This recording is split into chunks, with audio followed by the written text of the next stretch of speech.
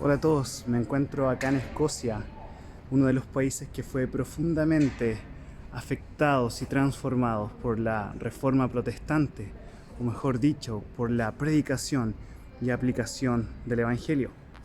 Si bien muchos hoy día estamos pensando en el evento de las 95 tesis de Martín Lutero, hoy quisiera enfocarme un poco en cómo la Reforma afectó acá a Escocia.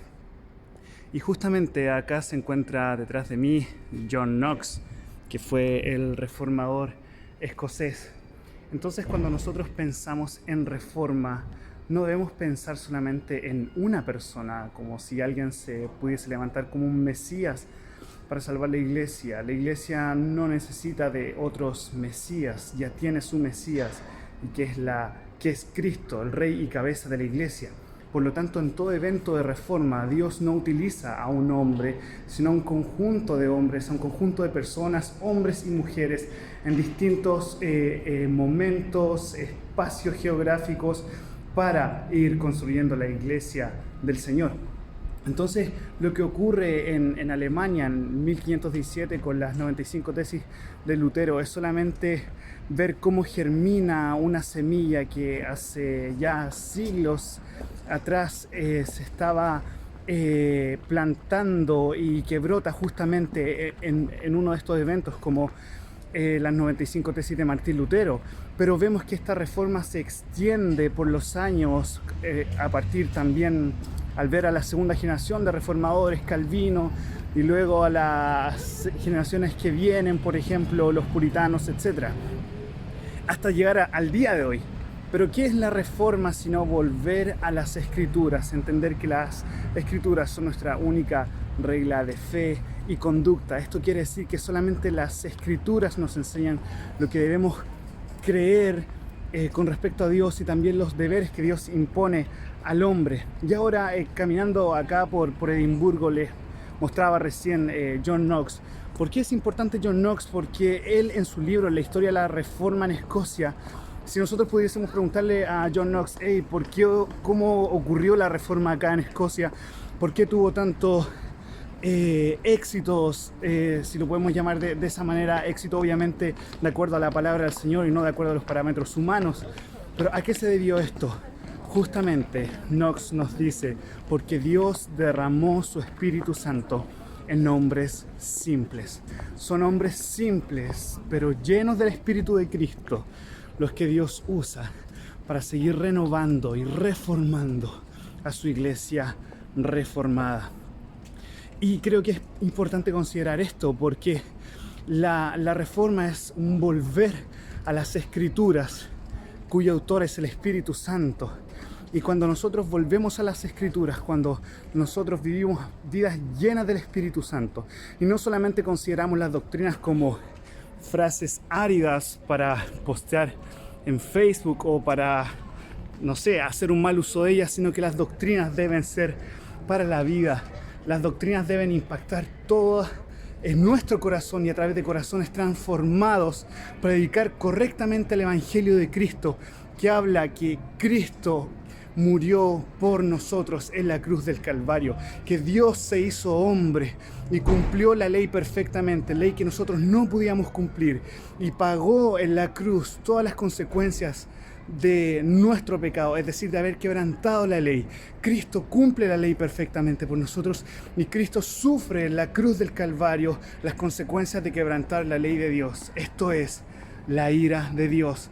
Es por eso que el Evangelio solamente apunta a lo que Cristo hace para salvar a los pecadores del infierno y llevarlos a tener una comunión gloriosa con Él.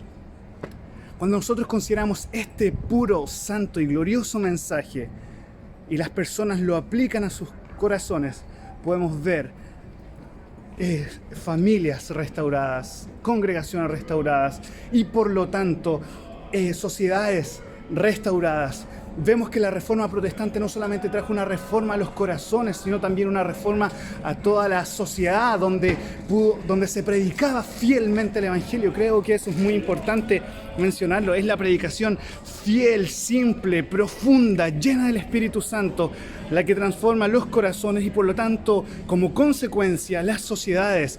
Donde llegó la reforma, donde llegó el espíritu protestante, ahí estaba justamente una transformación de la sociedad. Por ejemplo, acá quiero mostrarles, ahí dice, justamente en este lugar se fundó una de las primeras escuelas para los niños más pobres de Edimburgo.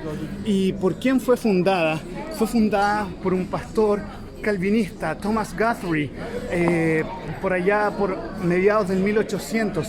Este pastor amaba las escrituras, amaba, dicho sea de paso, las doctrinas reformadas, las doctrinas que enseñaban los viejos puritanos. Y él ahí funda esta escuela para los niños más pobres de Edimburgo, pero no porque su mensaje estaba centrado justamente en lo que podemos llamar ahora en un evangelio social revolucionario. No, ese no era el punto. Él predicaba la cruz de Cristo. Él predicaba las verdades que apuntaban a la gloria del Señor, a la restauración de la comunión del hombre con Dios. Y como consecuencia podíamos tener, por ejemplo, estas escuelas para los niños más pobres, que no era ninguna novedad para él, sino era seguir con el legado protestante y reformado que él vio también, por ejemplo, en John Knox, donde él dijo que John Knox decía que al lado de cada iglesia debía estar una escuelita, es decir, una escuela. Todas las áreas de la sociedad debían ser impactadas por el Evangelio, porque todo el orden creado le pertenece a Cristo. Y es justamente acá en Edimburgo donde Thomas Guthrie, en abril del 1845, cuando se inaugura esta iglesia, St. Columba's Free Church, o de la Iglesia Libre, el primer sermón que él predica acá es sobre la importancia de la presencia del Espíritu Santo en la iglesia. Nuevamente volviendo con el concepto de el Espíritu Santo en los corazones de las personas. ¿Para qué? Para amar a Cristo y amar al prójimo. Son justamente las iglesias llenas del Espíritu Santo, como dijo John Knox y como predicó Thomas Guthrie allá en abril del 1845 al inaugurarse esta iglesia. Es el mensaje que necesitamos escuchar y más que escuchar, aplicar a nuestras vidas en este día de la Reforma. Creo que necesitamos como iglesia volver al fundamento cristiano evangélico, es decir, ese fundamento que está enraizado en la palabra de Cristo y que trae justamente unidad a la iglesia. Creo que la iglesia en este día de la Reforma, esta celebración de la Reforma, la música, debería ser un tiempo para considerar también las palabras de Martín Lutero en sus 95 tesis, cuando comienza diciendo que toda la vida del cristiano debe ser una vida de penitencia o de arrepentimiento. ¿De qué cosas deberíamos arrepentirnos? Arrepentirnos de nuestro orgullo, arrepentirnos de tanta carnalidad que ha entrado a la iglesia, de que hemos permitido lamentablemente que ideologías revolucionarias, es decir, que tienen como base la incredulidad, entren a nuestros sermones, y estas ideas revolucionarias quedan barnizadas con un par de versículos bíblicos totalmente descontextualizados. Debemos arrepentirnos de querer acomodar la iglesia a la cultura caída, en vez de realmente reformar toda una cultura para la gloria de Dios a partir de iglesias reformadas.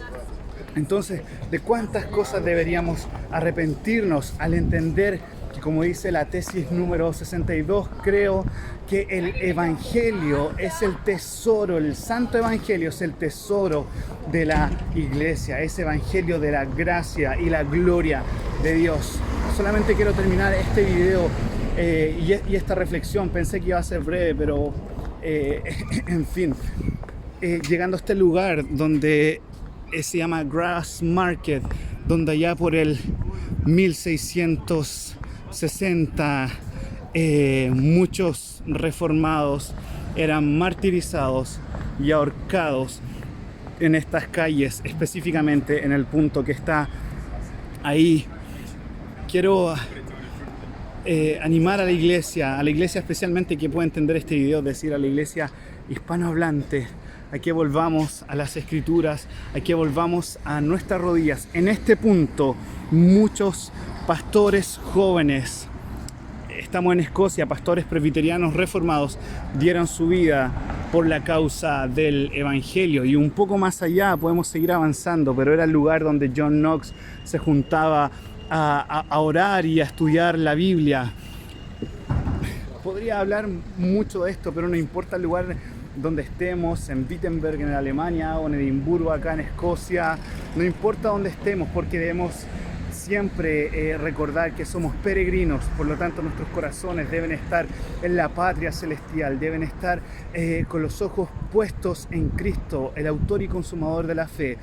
Guillermo Groen van Prinsterer dijo en sus conferencias sobre incredulidad y revolución que la reforma fue un avivamiento, fue un derramamiento del Espíritu Santo que frenó la incredulidad de ese entonces, del papado, de este sistema falso religioso, y que lamentablemente la reforma fue decayendo cuando el espíritu revolucionario de la Revolución Francesa justamente se levantó, cuando la ortodoxia lamentablemente se transformó solamente en conceptos de la cabeza y no conceptos del corazón.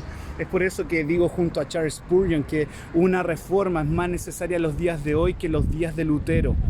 Y por eso digo amén a Knox, digo amén a Guthrie, digo amén a Groen van Prinsterer y también a Spurgeon, que necesitamos que el Espíritu Santo sea derramado en nuestras vidas para verdaderamente apreciar la gloria de Cristo, apreciar este pacto que Dios ha hecho con nosotros y entender que la corona no nos pertenece a nosotros, no nos pertenece a nuestras denominaciones, no nos pertenece a nuestras personas, sino solamente a la persona de Cristo. Que el Señor les bendiga.